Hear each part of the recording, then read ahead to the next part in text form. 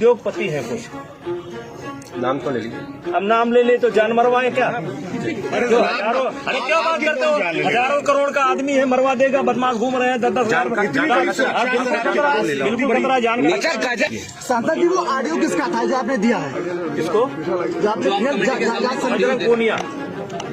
वो किससे बात कर रहे हैं? बजरंग पूनिया एक लड़की से बात कर रहे हैं और उससे कह रहे हैं कि किसी भी तरीके से किसी भी कीमत पर कोई लड़की उपलब्ध कराओ। 2-4 घंटे FIR लेट हो जाए तो भी जो है अभियुक्त को फायदा मिलता है कि 4 घंटे सोच समझ करके FIR लिखाई गई है। यहाँ तो 4 महीने से लगातार सोचा जा रहा है कौन सा आरोप लगाया जाए, कहाँ लगाया जाए, कब लगाया जाए। हमारे केस में तो 4 महीना तैयारी की गई है। ऑडियो है कि कोई लड़की मिल जाए। हम एक ऐसे आदमी है कि जो 2 घंटे की बात नहीं, 4 महीना उनको मौका दिया गया कि कोई आ जाए, कोई आ जाए, कोई आ जाए। जिस तरह से लोग पॉलिटिकल लोग आ रहे हैं, समर्थन दे रहे हैं, इसे आप किस एंगल से देख रहे हैं? देखिए, ये लड़ाई अब खिलाड़ियों के हाथ से निकल चुकी है। ये पॉलिटिकल पार्टियों का इसमें जो है प्रवेश हो चुका है और जिसके लक्षण मुझे कम से कम पहले दिन से दिखाई पड़ रहे थे और मैं देख रहा था कि ये धरना प्रदर्शन जो हो रहा है ये खिलाड़ियों की स्वयं की आवाज नहीं है, ये आवाज बनाई गई है, सिखाई गई है। आपको लगता है कौन भड़का रहा है इन लोगों को? ये बातें बहुत बार आ चुकी है। सांसद जी वो ऑडियो किसका था जो आपने दिया है? किसको? बजरंग पूनिया। वो किससे बात कर रहे हैं? बजरंग पूनिया एक लड़की से बात कर रहे हैं और उससे कह रहे हैं कि किसी भी तरीके से किसी भी कीमत पर कोई लड़की उपलब्ध कराओ। क्या वो ऑडियो आप सार्वजनिक करेंगे? चलिए अब तो कमेटी का। कल जो आपने कहा कि सारे जो खिलाड़ी थे वो एक ही अखाड़े के थे, लेकिन ये कौन से उसके बिलोंग करते हैं कि जिनको रोका भी नहीं गया था, सब नौकरी में है लोग? नहीं, आपका सवाल बहुत अच्छा है और सारे मीडिया के लोग ध्यान देंगे। पहली बार जब जनवरी में धरना हुआ, भाई आप लोग शांत रहिए, जनवरी में धरना हुआ तो उस समय नीचे थोड़ा कुछ ऐसे खिलाड़ी थे जो एयरफोर्स से जुड़े हुए थे। बाद में जब एयरफोर्स को पता लगा तो एयरफोर्स ने उन खिलाड़ियों को रोका। हरियाणा पुलिस से संबंधित जो थे, हरियाणा के सरकार पुलिस ने उनसे पूछा कि आप किसके परमिशन से धरना देने गए थे। लेकिन जो रेलवे के खिलाड़ी हैं, आज तक मेरा मानना है कि उनसे रेलवे बोर्ड ने नहीं पूछा कि आप किसके परमिशन से आप धरने पर बैठे हो। और मैं ये नहीं कहता, ठीक है उनका हक है धरने पर बैठना, लेकिन क्या रेलवे का खिलाड़ी ऐसे धरने पर बैठ सकता है जहां मोदी जी के खिलाफ आपत्तिजनक नारे लगाए जा रहे हों, जहां योगी जी के खिलाफ आपत्तिजनक बातें कही जा रही हों, जहां बीजेपी के खिलाफ आपत्तिजनक बातें कही जा रही हों? क्या ऐसे धरने में रेलवे का खिलाड़ी या अधिकारी धरने पर बैठ सकता है?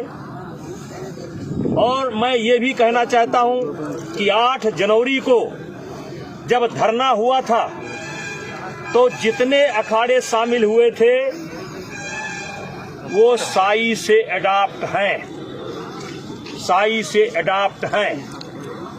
तो आप जानना चाहते हैं तो मैं आपके माध्यम से कह रहा हूं कि साई ने उन अखाड़ों के खिलाफ क्या कार्रवाई की। रेलवे ने अपने उन खिलाड़ियों से क्या उन्हें कोई नोटिस दिया या जो भी कानूनी बनता हो जानने की कोशिश की? नहीं की, अभी तक नहीं की। सांसद जी, जैसे कि FIR दर्ज हो गया है, जांच चल रही है, ऐसे में जंतर मंतर पे प्रियंका गांधी का पहुंच जाना, पहलवानों के साथ बैठना, ये कितना उचित है, कितना लाजमी है? अरे पूरा हो जाने दो ना। प्रियंका गांधी को तथ्य पता नहीं थे। दीपेंद्र हुड्डा जो शुरू से इस कहानी के कथाकार हैं, वो बहका करके ले आए और जिस दिन उनको सच्चाई पता चलेगी, जांच की रिपोर्ट आ जाएगी, उन्हें महसूस होगा कि मुझे नहीं जाना चाहिए। दीपेंद्र हुड्डा को इतना आखिर में इंटरेस्ट क्यों है कि किसी भी सीट पर चुनाव अरे जिस सीट पर लड़ना चाहे हमारे गोंडा से लड़ जाए, हमारे कैसरगंज से लड़ जाए। दीपेंद्र हुड्डा को इतनी समस्या क्यों है? धीरे से पूरा तो होगा ना। ये आरोप कमेटी खिलाड़ियों ने लगाया कि उनका एक फिजियो का शोषण हुआ। फिर ये आरोप लगाया गया कि टर्की में साक्षी मलिक और विनेश फोगाट ने कहा उनका यौन शोषण हुआ। फिर जब बात आई कि आप टर्की में नहीं थे, फिर उन्होंने कहा उन्हें समय और स्थान मिला था। फिर उन्होंने कहा मंगोलिया में उनका 2016 में जो है यौन शोषण हुआ। फिर बात आई कि वहाँ भी शायद आपकी मौजूदगी नहीं थी। फिर उन्होंने कहा कि हजारों खिलाड़ियों का यौन शोषण हुआ, जिस पर कमेटी ने सवाल खड़ा किया कि आप कुछ खिलाड़ियों का नाम लीजिए। उन्होंने खिलाड़ियों का नाम नहीं लिया। क्या देख रहे हैं इसमें आप? देखिए, अच्छा होता, देखिए जब कोई एफआईआर लिखाने जाता है तो अगर 2-4 घंटे एफआईआर लेट हो जाए तो भी जो है अभियुक्त को फायदा मिलता है कि 4 घंटे सोच समझ करके एफआईआर लिखाई गई है। यहाँ तो 4 महीने से लगातार सोचा जा रहा है कौन सा आरोप लगाया जाए, कहाँ लगाया जाए, कब लगाया जाए। हमारे केस में तो 4 महीना तैयारी की गई है। ऑडियो है कि कोई लड़की मिल जाए। हम एक ऐसे आदमी हैं कि जो 2 घंटे की बात नहीं, 4 महीना उनको मौका दिया गया कि कोई आ जाए, कोई आ जाए, कोई आ जाए। मैं उसे फेस कर रहा हूँ। उनका खुद यौन शोषण हुआ। विनेश फोगाट ने और साक्षी मलिक ने कहा था जैसे कि यौन शोषण, साक्षी खुद क्यों नहीं जा रही हैं? साक्षी और विनेश ने ऑन कैमरा बोल रखा है कि उनके साथ कभी कोई घटना नहीं घटी, और जबकि वो हैरेसमेंट कमेटी जो बनी थी उसमें जाकर ये जो कमेटी गठित हुई है उसमें जाकर के उन्होंने आरोप लगाया है। तो ये बात उन्होंने कोर्ट के सामने क्यों नहीं किया? किसी को दूसरे को क्यों खड़ा करा रहे हैं? खुद क्यों नहीं जाकर के एफआईआर? अब ये सवाल मेरा नहीं।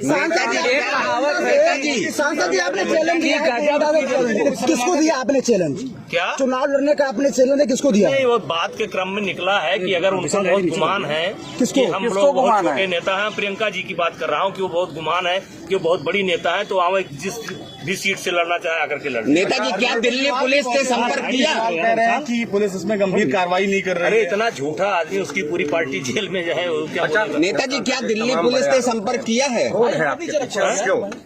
कौन इस तरह के गंभीर साजिश? किधर देख के नाम तो लीजिए, कौन है? किधर देख के? कौन? उद्योगपति हैं कुछ, नाम तो ले लीजिए। अब नाम ले ले तो जान मरवाए क्या? जो हजारों, अरे क्या बात करते हो? हजारों करोड़ का आदमी है, मरवा देगा। बदमाश घूम रहे हैं 10-10 हजार। बिल्कुल खतरा जान। अच्छा, गजब की जबरदस्ती है, गजब की जबरदस्ती है। जब सबूत है तो पेश करो। हाथ कंगन को आरसी क्या, पढ़े लिखो को फांसी ना क्या? धागा ना सुई, जो ने कहा तो सही। क्या दिल्ली पुलिस ने संपर्क किया है अभी आपसे? अभी हमसे संपर्क नहीं किया है, और जब भी संपर्क करेगी मैं बिल्कुल संपर्क में आऊंगा, और जहां भी बुलाया जाएगा जाऊंगा।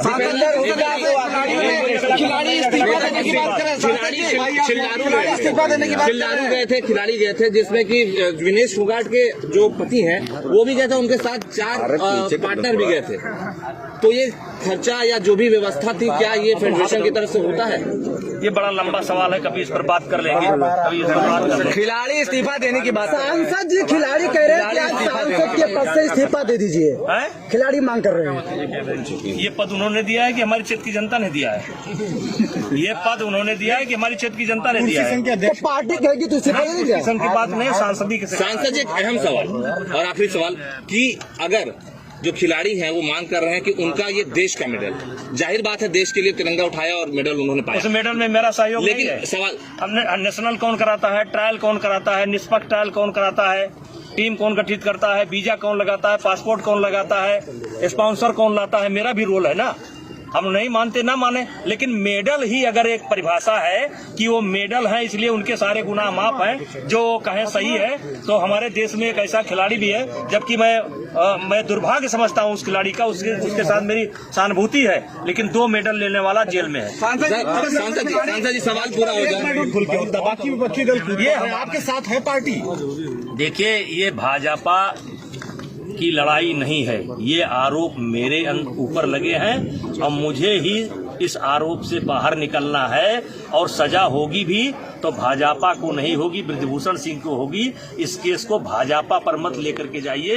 कुश्ती संघ के अध्यक्ष के पद के नाते आरोप लगा है, सांसद के नाते नहीं लगा है, इसलिए इसमें भाजपा को मत घसीटिए। जो होना होगा वो मुझे होगा, इसमें पार्टी का अच्छा, पार्टी इस्तीफा देने को कहते तो दे देंगे तुरंत। सांसद जी, चीफ जस्टिस ऑफ इंडिया पर भी एक उनके अपने ही कलीग ने आरोप लगाया था, तो क्या लगता है आपके अपने खिलाड़ी भी ऐसा ही आप पर आरोप देखिए, ये जो प्रकरण है ये समय आने पर बहुत बड़ा मुद्दा बनेगा। अच्छा नेताजी, देश के लिए मेडल वाले खिलाड़ी कह रहे हैं लगातार, तो क्या जो कमेटी में पीटी उषा थी या क्या उनका जो मेडल है वो मिट्टी का है क्या? देखिए, इनको भरोसा नहीं है क्योंकि कमेटी की रिपोर्ट इनको लीक होती रही और एडवांस में चली गई। नेताजी